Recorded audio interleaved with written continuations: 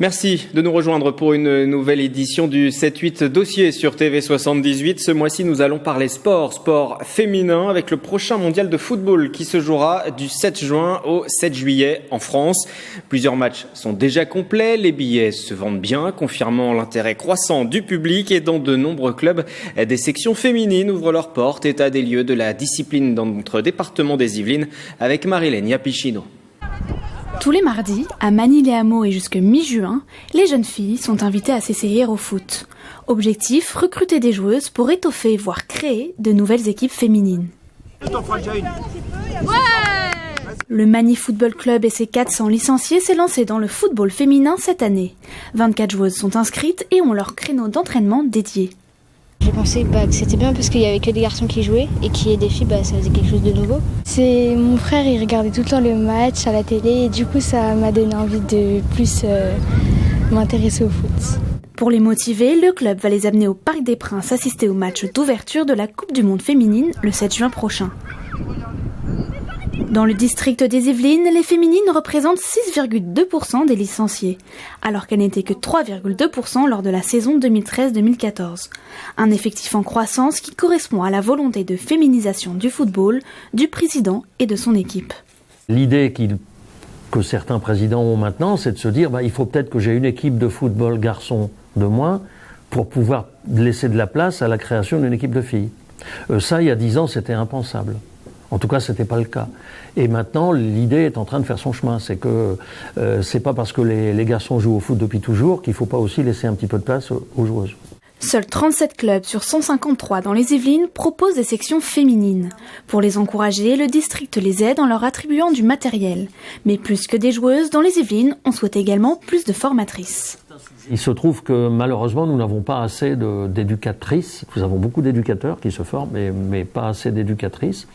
Une formation d'éducatrice, c'est gratuit. C'est gratuit. C'est payant pour les messieurs, pour les hommes, c'est gratuit pour les femmes. Dans le district des Yvelines, parce que, et depuis toujours, parce que c'est une façon d'inciter les filles à se former. Autre cheval de bataille, l'encadrement. Sur les 153 clubs yvelinois, 14 sont présidés par des femmes. Le district organise des journées Femmes franchissez la barrière pour encourager les mamans à s'investir dans les clubs de leurs enfants. Mercredi prochain, donc il faut tout organiser pour que ce soit bien fait. Parmi les 14 présidents de clubs dans les Yvelines, Mireille Lafont est celle qui dirige le plus gros, Elancourt et ses 800 licenciés.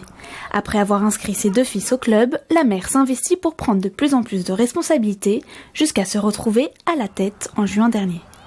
Au début, c'est un challenge. On se dit, est-ce qu'on va y arriver? Est-ce qu'on va être reconnu? Parce que les femmes dans le foot, c'est pas encore démocratisé. Mais c'est passionnant.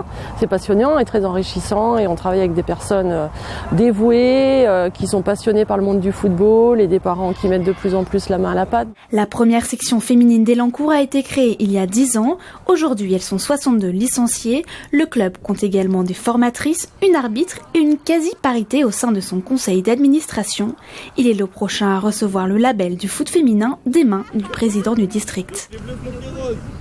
Et parmi ces clubs proposant des sections féminines, celui de Trappes, 140 joueuses sont inscrites et peut-être des futurs talents de l'équipe nationale. Rencontre avec Océane, jeune footballeuse surclassée dans la catégorie des moins de 16 ans avec Mickaël Elmidoro. Oui. Bonjour. Océane Le Serre, 13 ans, est l'une des pépites de l'Étoile sportive de Trappes. Sa passion pour le football a commencé à l'âge de 5 ans. J'ai voulu faire un sport et je trouvais que ce sport me correspondait bien. J'aime bien jouer au ballon et j'aime bien courir. Après avoir foulé la pelouse avec les garçons à ses débuts, la jeune trappiste joue aujourd'hui avec les filles et a été surclassée chez les moins de 16 ans. Ses entraîneurs l'ont installée au poste d'attaquante, un choix payant. Le week-end dernier, elle a marqué au match de championnat. Elle doit être à plus de 10 buts. D'accord. Et elle travaille bien. J'espère qu'elle va aller loin. Elle aspire à aller loin. Elle est vraiment douée techniquement. C'est une des meilleures dans mon groupe là. Douée techniquement et spécialiste des passements de jambes, la jeune trappiste fan du PSG est également assidue aux entraînements. La sportive joue 4 fois par semaine et n'a jamais manqué une seule session depuis sa première inscription. Jamais un entraînement, même quand elle est malade, tout ça.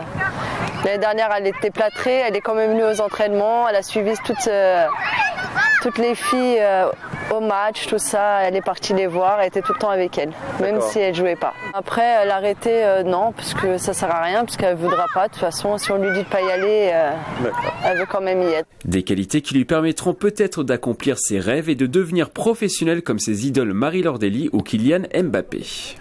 Au PSG ou à Lyon, c'est de bonnes équipes et j'imagine que je suis attaquante. J'ai le numéro 9 ou un numéro d'attaque et voilà. Et aussi de finir meilleure buteuse. Mais avant de viser plus haut, Seine veut avant tout marquer l'histoire de Trappes, la ville de son cœur et de ses débuts. Et si sur les terrains, les joueuses sont de plus en plus nombreuses, les arbitres, elles, restent discrètes. Elles ne sont que 1000 femmes à arbitrer les matchs de football, même si entre 2011 et 2019, leur proportion a grimpé de 48%. Mélanie Poquet.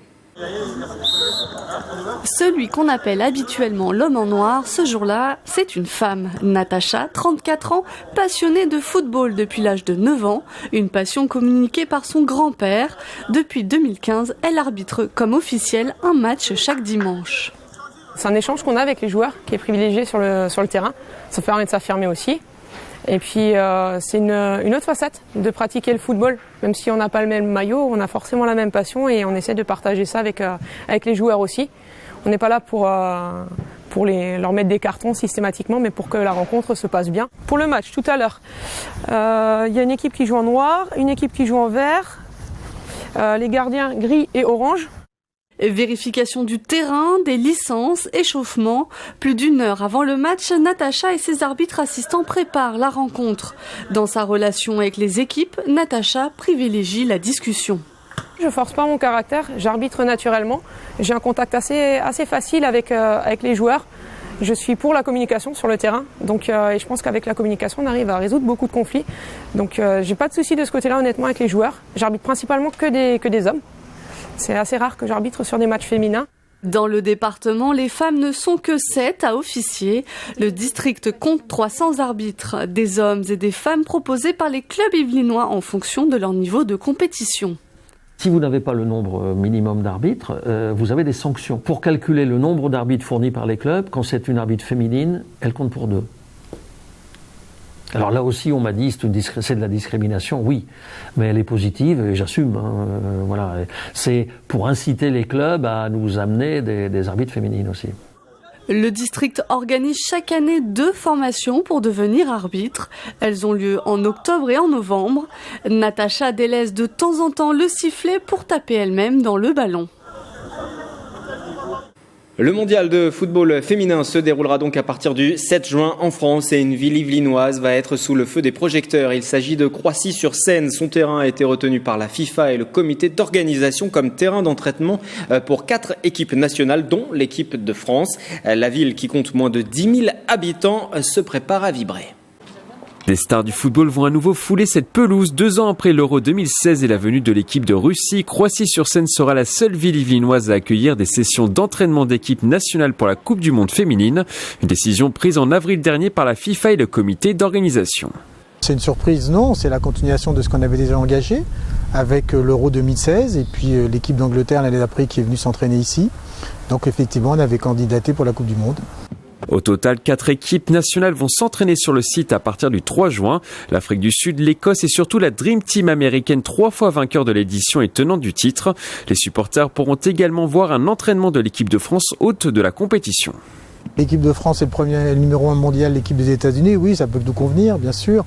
Et ce qui est intéressant, c'est qu'il y aura des entraînements ouverts. Donc on pourra faire profiter nos jeunes sportifs, ils pourront côtoyer des sportifs de haut niveau. Et ça, c'est aussi très important pour moi. Je pense qu'on n'a pas besoin de faire monter la sauce, ça le montre déjà, rien que de savoir qu'il y a un seul entraînement ouvert pour l'équipe de France et qu'il se passera à Croissy, on aura là du monde largement autant qu'on en veut. Comme pour l'Euro 2016, les équipes évolueront principalement sur le terrain d'honneur pendant les sessions d'entraînement. Dans le gymnase, on retrouvera les vestiaires ainsi qu'une salle de fitness pour travailler le renforcement musculaire. Un espace sera également dédié à la presse. Les aménagements, tout est fait, type Euro 2016, donc il n'y a pas de différence, si ce n'est un stade qui est un petit peu plus large que celui de l'Euro 2016. Pour promouvoir dans la ville le football féminin et cette 8e Coupe du Monde, des animations seront organisées dans la ville de Croissy-sur-Seine avec notamment la mise en place d'une fan zone derrière le terrain d'entraînement pour suivre les matchs jusqu'au 7 juillet. Et nous suivrons bien entendu ce mondial de football féminin dès son coup d'envoi. Rendez-vous dans le 7-8 journal et le 7-8 sport. Et puis on se retrouve le mois prochain pour un nouveau 7-8 dossier.